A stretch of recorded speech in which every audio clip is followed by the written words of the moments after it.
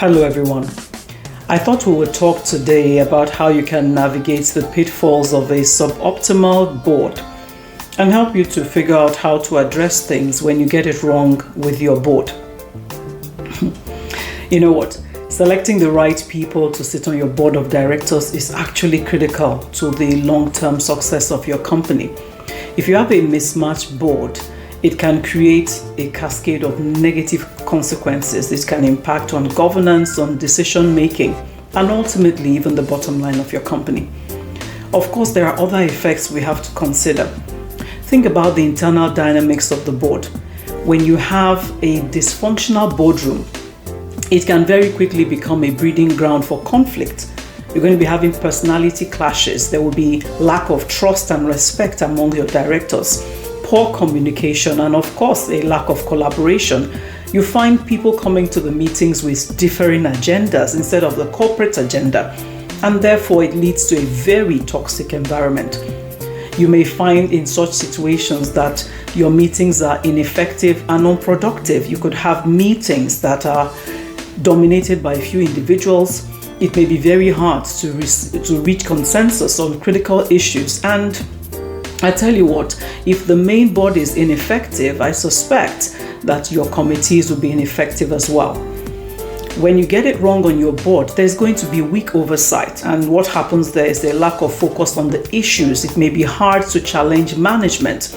And you then find increasing lack of accountability between management and the board, between board members themselves. And this is just a very high risk exposure position for the company. Getting it wrong on your board can also affect that governance structure, and governance is a key fiduciary responsibility of your board. So if you get it wrong, it undermines that foundation. And when this happens, you can then have a lack of trust among the shareholders, among stakeholders, and ultimately the general public. And the corporate integrity might then be impacted, not to mention the company's reputation. Let's also look at this from the angle of strategic visioning and decision making. So a board's effectiveness is linked clearly to its ability to provide guidance, strategic guidance, and to make sound decisions. So supposing that you find that you've mistakenly onboarded a director or more than one director that you then find have very limited industry knowledge, or they have very outdated perspectives, difficult personalities, a lack of critical thinking skills, then in that case, you will find that such people will be struggling to contribute meaningfully when it comes to strategic discussions that are on the table. And I tell you what, this will be costing your business in more ways than you can imagine. It can actually lead to many missed opportunities for the company from the perspective that they can't even see. And if they are unable to adapt their mindsets in a changing environment in the market, in the industry, then your company is at a higher risk of making very costly strategic missteps. Moreover, a lack of diversity in thought and in experience on your board can actually foster a culture of what is called groupthink. And this hinders the rigorous evaluation of ideas and opportunities and the potential risk, the identification of potential risks that should be happening if the right kinds of conversations are on the table. Getting it wrong on your board can also impact beyond all these issues of internal dynamics, strategic missteps. It can also impact on financial performance. If there is poor governance, ineffective oversight, if decision making is flawed, these all have a way of finding their way down to the bottom line in terms of financial performance of your company. Your profits could be impacted. Shareholder value will be impacted. And you may find that the company is then exposed to a higher level of legal and regulatory risk.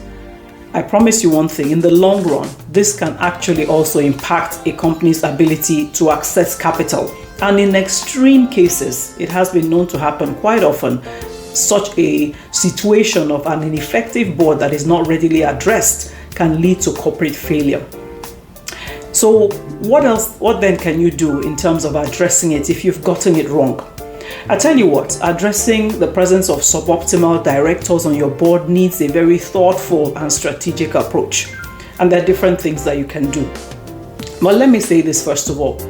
Please be sure you are reading the room well. You know, your board members are people just like you. And so we all have our different ways we express, right? There is actually an art to separating your views of the issues from your assessment of the people.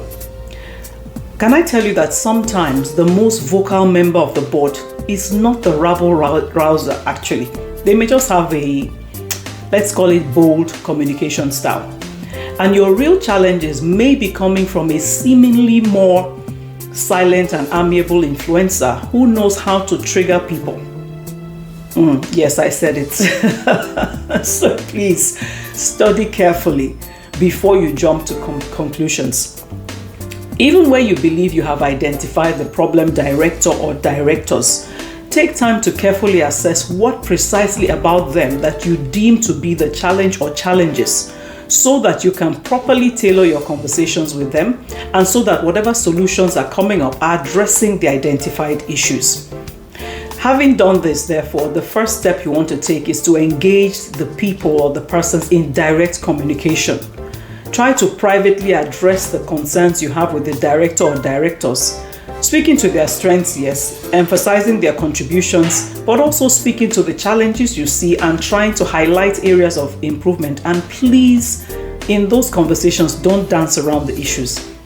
Leadership includes the ability to have tough conversations when required. However, remember that the conversation should be respectful and compassionate. There are perspectives or dimensions of the problem that may be driving the person or people's behavior that are not readily evident to you. The second thing you can do is this.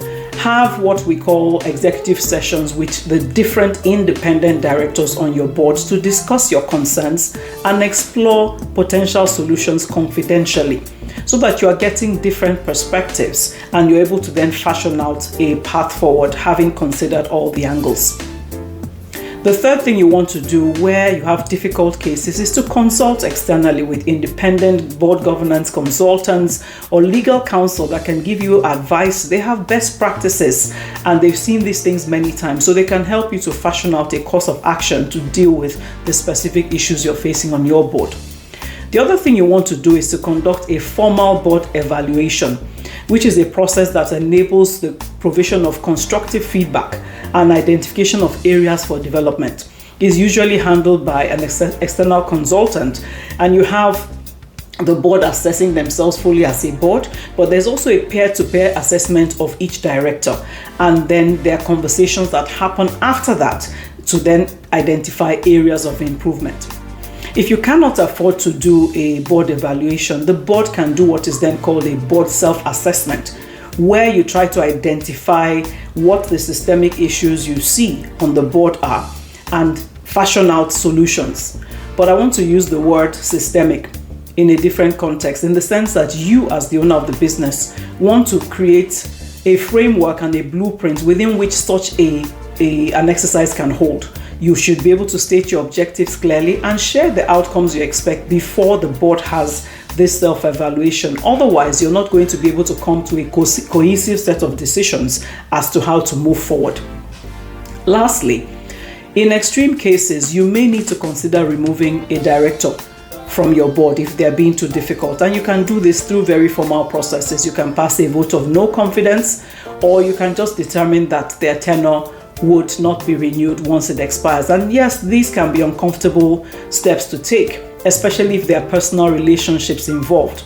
But please always remember, when we have these conversations, that the business is the priority.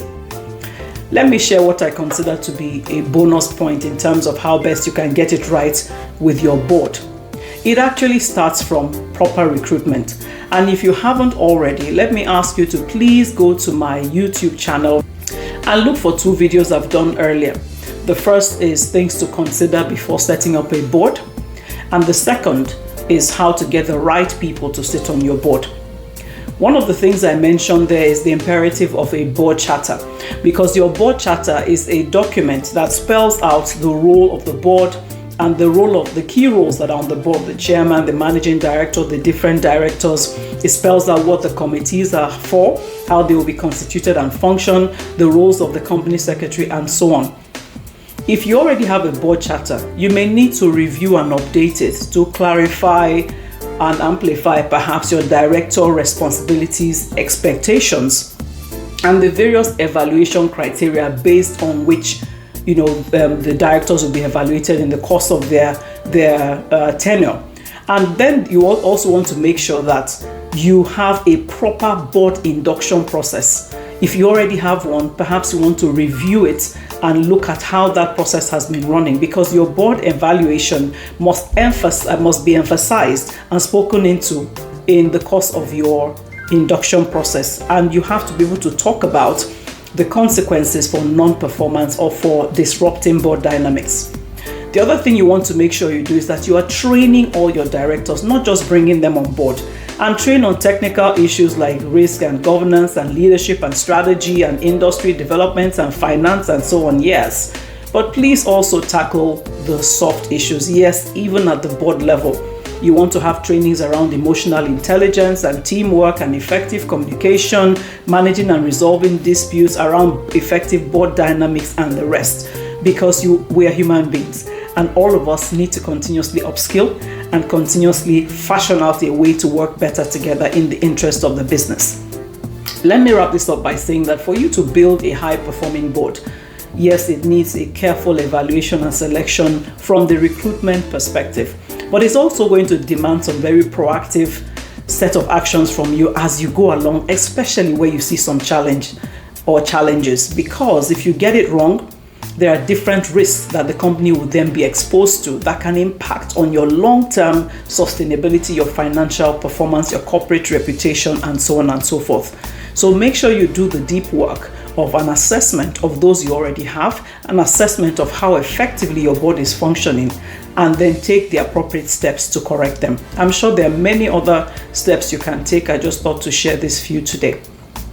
If you have any comments, any advice you can also give to anyone who may be watching or will watch hereafter as to how they can address difficulties with anybody on their board, please share in the comments. You can also send me an email. My email address is audrey@audreyjoeezigbo.com.